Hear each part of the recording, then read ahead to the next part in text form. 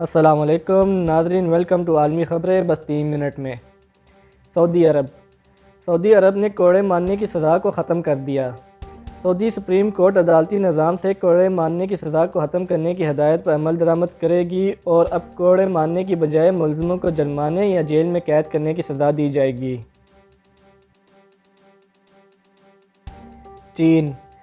China نے یہ اعلان کیا ہے کہ ووہان شہر میں کرونا کا شدید متاثر آخری مریض بھی صحت یاب ہو گیا ہے۔ ووہان شہر میں ہی سب سے پہلے کرونا وائرس کا انکشاف ہوا تھا اور اب اس شہر میں تقریباً 3 ہفتوں سے کوئی نیا مریض سامنے نہیں آیا، جبکہ پورے چین میں سنگین متاثرین مریضوں کی تعداد 60 سے کم رہ گئی ہے۔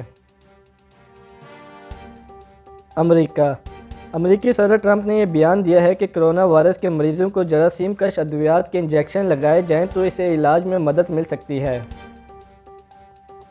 اس بیان کے بعد صدر ٹرمپ پر شدید تنقید کی جا رہی ہے اور ڈیٹول جیسے جراثیم کش ادویات بنانے والے کمپنی نے اپنے جاری کردہ بیان میں لوگوں سے اپیل کی ہے کہ وہ ایسا ہرگز نہ کریں کیونکہ یہ جان لیوا ثابت ہو سکتا ہے، اور دوسری جانب ڈاکٹروں نے بھی لوگوں سے یہ اپیل کی ہے کہ وہ جراثیم کش ادویات پینے یا ان کے انجیکشن لگانے سے گریز کریں کیونکہ یہ خطرناک ہو سکتی ہیں۔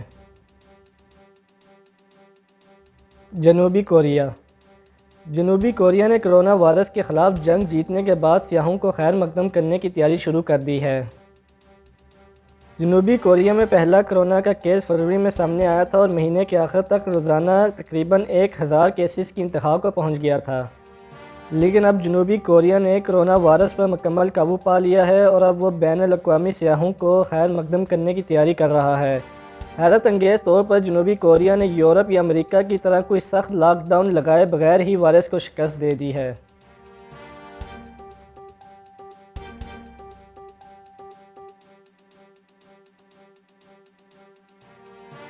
ناظرین، ہر پل دنیا بھر کی خبروں سے باخبر رہنے کے لیے ہمارے چینل کو ضرور سبسکرائب کریں۔